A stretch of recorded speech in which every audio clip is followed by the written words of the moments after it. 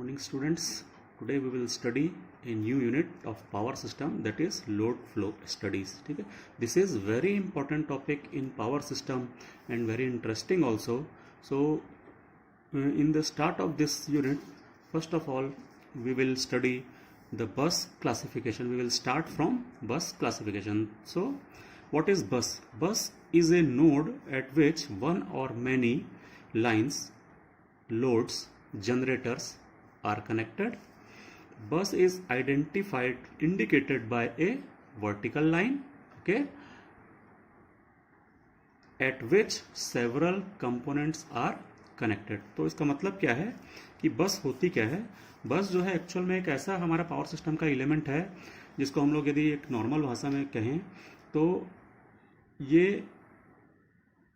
एक constant voltage supply करने वाला हमको नोड है, और यदि हम इसमें कुछ पावर, एक्टिव या रिएक्टिव पावर हम इसमें डाल दें या कुछ एक्टिव रिएक्टिव पावर हम इसमें से ले लें तो भी इसके वोल्टेज में कोई एप्रिशिएबल इफेक्ट नहीं होता है. इसका वोल्टेज तब भी कांस्टेंट ही रहता है. मतलब हम इसमें से कुछ पावर दे दें या इसमें से कुछ इलेक्ट्रिकल पावर ले लें, पर इसका जो वोल्टेज है वो हमेशा कांस्टेंट रहता है. और यदि हम इस चैप्टर के हिसाब से बस के बारे में बात करते हैं तो बस क्या है? It is a node. Actual में सर्किट पॉइंट ऑफ व्यू से देखें तो ये एक नोड है जिसमें एक या एक से ज्यादा, मतलब कई भी हो सकती हैं, ट्रांसमिशन लाइंस जुड़ी रहती हैं. लाइंस मतलब ट्रांसमिशन लाइंस. कई लोड्स कनेक्टेड हो सकते हैं, एक भी हो सकता है, ज्यादा भी हो सकते हैं.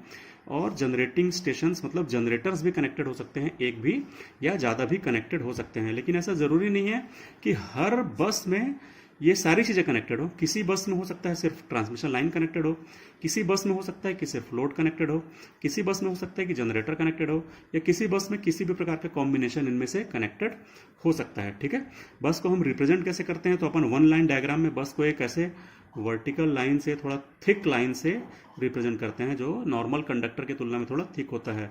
कई बार ऐसा भी शो कर देते हैं और यहाँ से ऐसा लगा देते हैं कि यहाँ पे क्या कनेक्टेड है, या यहाँ से ऐसा क्या कनेक्टेड है. तो ये वाली जो पोर्शन कहलाता है, ये जो थिक लाइन है ये कहलाती है बस. यदि ये हमारी थिक लाइन है तो ये कहलाएगी बस. ठीक है, और इस थिक लाइन में हम लोग कई सारे कंपोनेंट्स को कनेक्ट करते हैं. कंपोनेंट्स मैंने बता दिया, ट्रांसमिशन लाइन, लोड्स या जनरेटर, ये सारे हमारे कंपोनेंट्स होते हैं जो बस से कनेक्टेड रहते हैं. ठीक है, तो ये बस तो बहुत सिंपल सी चीज़ है, ये समझ में आ गई होगी कि इसका वोल्टेज जो है हमेशा कांस्टेंट रहता है और इसको अपन एक थिक लाइन से शो करते हैं. अब यदि अपन उसके क्लासिफिकेशन में आते हैं तो क्लासिफिकेशन पढ़ने से पहले हम लोग एक चीज़, सिंपल सी चीज़ जान लें कि बस के स्टडी में, पावर सिस्टम स्टडी में 4 बेसिक क्वांटिटीज होती हैं. कौन कौन सी होती हैं? पहला है power, which is active power. ठीक है, अपन जानते हैं एक्टिव पावर. दूसरा होता है Q, that is reactive power. तीसरा होता है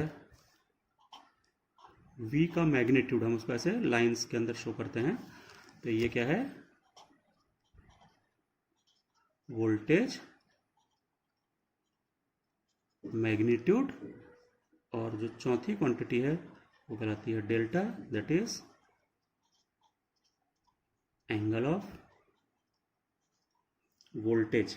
ठीक है, तो हमारा जो लोड फ्लो स्टडी जब भी होता है तो इस लोड फ्लो स्टडी में इन 4 बेसिक क्वांटिटीज में से कोई भी दो क्वांटिटीज हमको स्पेसिफाई रहती हैं, उनकी वैल्यूज हमको मालूम रहती हैं. ये 1, 2, 3, 4 में से, और कोई 2 क्वांटिटीज जो होती हैं वो हमको फाइंड करनी रहती हैं. तो कोई भी 2 क्वांटिटी जो मेंशन की गई हैं, स्पेसिफाई की गई हैं, उसकी सहायता से हम लोग बस का क्लासिफिकेशन करते हैं. ठीक है, तो अब अपन बस का क्लासिफिकेशन देखें. इन्हीं 4 क्वांटिटीज में से जो 2 क्वांटिटी स्पेसिफाइड है, कौन कौन सी होती हैं? तो एक बस होती है वो कहलाती है load bus. What is load bus? इसको हम एक और नाम देते हैं PQ बस भी बोलते हैं. PQ बस क्यों बोलते हैं? क्योंकि इसमें हमको P पहले से पता होता है, Q हमको पहले से पता होता है. ठीक है, मतलब इसमें क्या क्या स्पेसिफाई है? P और Q पहले से स्पेसिफाई रहती है.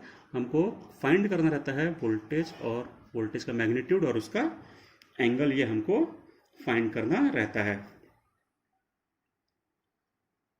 ठीक है, कैसे फाइंड करते हैं तो आगे चल करके हम लोग पढ़ेंगे। लोड फ्लो स्टडीज उसी लिए बनाई गई है कि हम लोग इसको फाइंड कर सकें।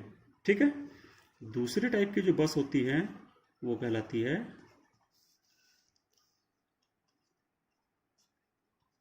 जनरेटर बस। ठीक है, तो जनरेटर बस को क्या बोलते हैं अपन लोग, इसको अपन पीवी बस भी बोलते हैं। पीवी बस क्यों बोलते हैं, कि उसमें पी और वी जो होता है वो स्पेसिफाई रहता है पहले से। ठीक है, वोल्टेज मैग्नीट्यूड और रियल पावर जो होता है वो स्पेसिफाई रहता है, और हमको जो फाइंड करना रहता है तो वो रिएक्टिव पावर फाइंड करना रहता है, और फेज एंगल ऑफ वोल्टेज हमको इसमें फाइंड करना रहता है। ठीक है, तो ये मेजर जो बसेज हैं, ये दो बस होती हैं जो सबसे ज़्यादा मेजर होती हैं। एक टाइप की और बस होती है जिसको अपन बोलते हैं स्लैक बस। ठीक है, तीसरी बस कहलाती है स्लैक बस। इसमें जो क्वांटिटीज स्पेसिफाई रहती हैं वो रहती है वोल्टेज का मैग्नीट्यूड और phase angle of the magnitude. इसमें हमको P और Q जो रहता है वो फाइंड करना रहता है। तो ये दोनों स्पेसिफाइड क्वांटिटीज हैं और ये दोनों हमको फाइंड करना रहता है। ठीक है, अब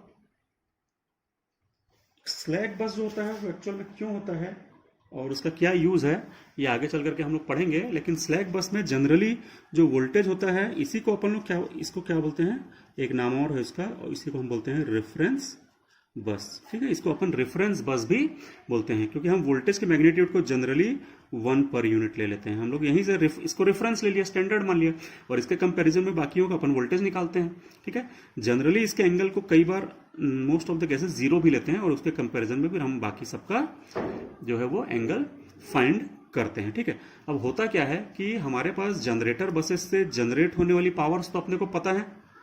ठीक है, लोड बस में अपने कंज्यूम होने वाली पावर भी हमको पता है, लेकिन हमारे जो लॉसेज होंगे, क्योंकि सिर्फ जनरेटर और लोड ही नहीं लगे हुए हैं, सिर्फ जनरेटर और लोड बसेस नहीं है हमारे पावर सिस्टम में, बल्कि ट्रांसमिशन लाइंस भी हमारे सिस्टम में कनेक्टेड रहती हैं। तो ट्रांसमिशन लाइन में अपन जानते हैं कि लॉसेज भी होते हैं। ठीक है, हम जो ट्रांसफार्मर लगाते हैं उसमें भी लॉसेज होते हैं।